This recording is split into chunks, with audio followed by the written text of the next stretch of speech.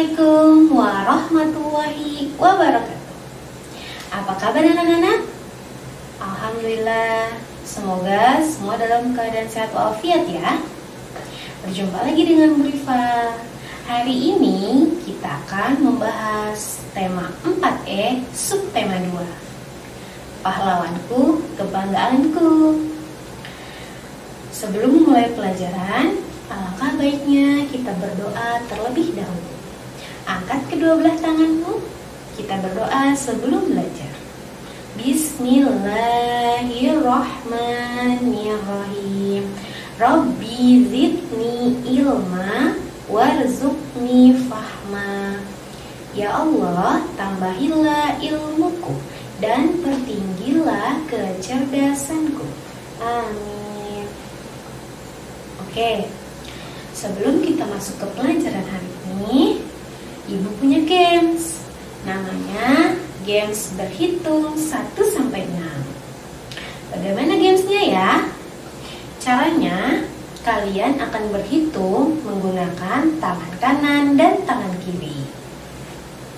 Untuk tangan kanan, cara berhitungnya seperti ini. Lihat baik-baik ya. 1, 2, 3, 4, 5, 6. Ibu ulangi ya. 1, 2, 3, 4, 5, 6. Oke. Sekarang tangan kiri. Cara berhitungnya seperti ini. 1, 2, 3, 4, 5, 6. Sekali lagi ya. 1, 2, 3, 4, 5, 6. Oke, sudah paham? Nanti Ibu akan menyebutkan angka 1-6. Kalian yang akan menggerakkan tangan kiri dan tangan kanan secara bersamaan. Ibu contohkan ya. Seperti ini. 1, 2, 3, 4, 5, 6. Oke, siap ya? Ibu berhitung, kalian di rumah memperagakan tangan kiri dan tangan kanan. 1, 2, 3, 4, 5, 6. Oke, sekali lagi ya. 1, 2, 3, 4, 5, 6. Hore! Kalian hebat. Gimana? Bisa kan? Kalau kalian sudah betul, tandanya kalian sudah fokus dan konsentrasi. Karena kalian sudah fokus dan konsentrasi, yuk kita masuk ke pelajaran hari ini. Untuk memahami pelajaran pada hari ini, simak video berikut ini dengan baik ya nak. Anak-anak, sekarang kita masuk ke tema 4E subtema 2. Pahlawanku, kebanggaanku. Hari ini kita akan mempelajari membuat tabel KW, Know Wonder, dari teks yang dibaca. Yang kedua, mengetahui simbol dan makna simbol sila kelima Pancasila, serta makna sila kelima Pancasila. Yang ketiga, mengetahui kerajaan-kerajaan Islam beserta peninggalannya. Nah, yang pertama kita akan menggali informasi dengan membuat tabel KW. Di sini Ibu mencontohkan dari teks tentang Sultan Hasanuddin. Dari teks tersebut, untuk tabel know-nya kita mendapatkan yang pertama, Sultan Hasanuddin adalah raja kerajaan Goa. Yang kedua, Sultan Hasanuddin memiliki julukan ayam jantan dari timur. Yang ketiga, Sultan Hasanuddin memimpin pertempuran antara orang Makassar dengan VOC. Untuk tabel wondernya, kita mendapatkan yang pertama, mengapa kerajaan Bone membantu Belanda? Yang kedua, Siapa yang menggantikan Sultan Hasanuddin setelah beliau mengundurkan diri? Yang ketiga, apakah setelah Sultan Hasanuddin wafat, Belanda semakin berkuasa di Makassar? Nah, ini namanya tabel KW. Jadi, kalian buat 2 tabel. Untuk tabel now-nya, itu isinya tentang yang ada pada teks. Untuk tabel wonder-nya, itu berisi tentang apa yang ingin kalian ketahui lebih lanjut.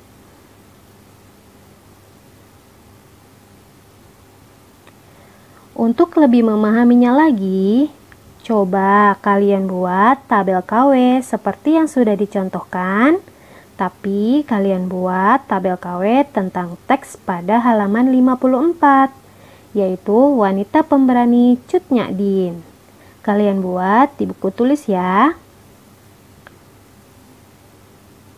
Selanjutnya, kita akan mempelajari kerajaan Islam di Indonesia. Kerajaan-kerajaan Islam di Indonesia yaitu yang pertama, Kerajaan Goa. Yang kedua, Kerajaan Aceh. Yang ketiga, Kerajaan Samudra Pasai. Yang keempat, Kerajaan Demak. Di sini, Ibu akan memberi contoh peta konsep peninggalan-peninggalan Kerajaan Goa. Yang pertama, Benteng Somba Opu. Yang kedua, Masjid Tua Katangka. Yang ketiga, Istana Tamalate. Yang keempat, Museum Balalompoa. Yang kelima, Batu Palantikan. Selanjutnya, peta konsep peninggalan-peninggalan Kerajaan Aceh. 1. Masjid Raya Baitur Rahman. 2. Taman Sari Gunungan. 3. Benteng Indrapatra. Keempat, Pintu Kop. Yang kelima, Masjid Tua Indrapuri. Selanjutnya, peninggalan-peninggalan Kerajaan Samudra Pasai. Yang pertama, Cakradonya. Yang kedua, Dirham. Yang ketiga, naskah surat Sultan Zainal Abidin. Yang keempat, nisan Sultan Malik As-Salih.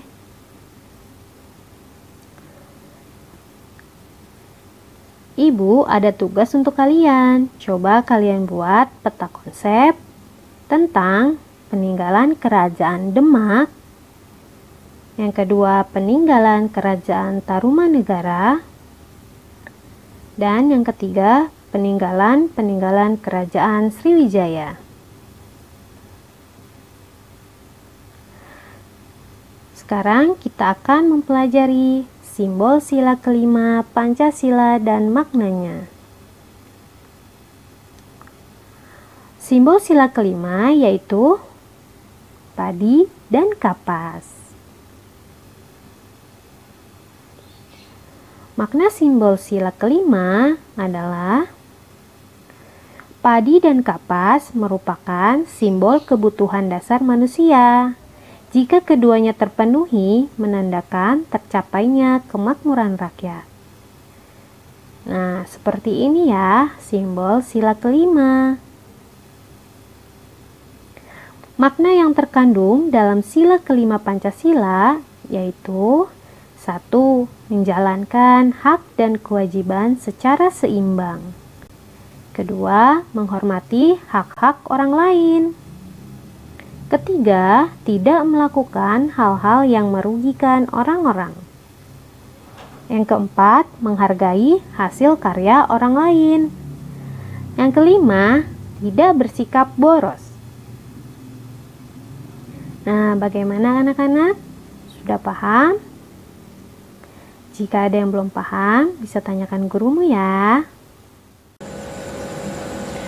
Nah, bagaimana anak-anak? Sudah dilihat videonya?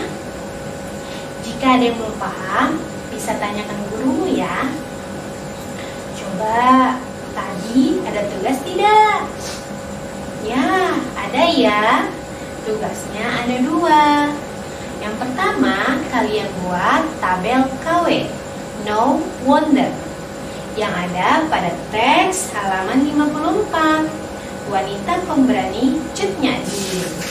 Yang kedua, kalian buat peta konsep tentang peninggalan Kerajaan Demak, peninggalan-peninggalan Kerajaan Tarumanegara, dan peninggalan-peninggalan Kerajaan Sriwijaya. Semua kalian tulis di buku tulis tematik ya. Jika sudah selesai, kirimkan ke gurumu. Semangat anak-anak, kalian pasti bisa. Cukup sekian pembelajaran pada hari ini. Kita akhiri dengan membaca hamdalah. Alhamdulillahirabbil alamin. Wassalamualaikum warahmatullahi wabarakatuh.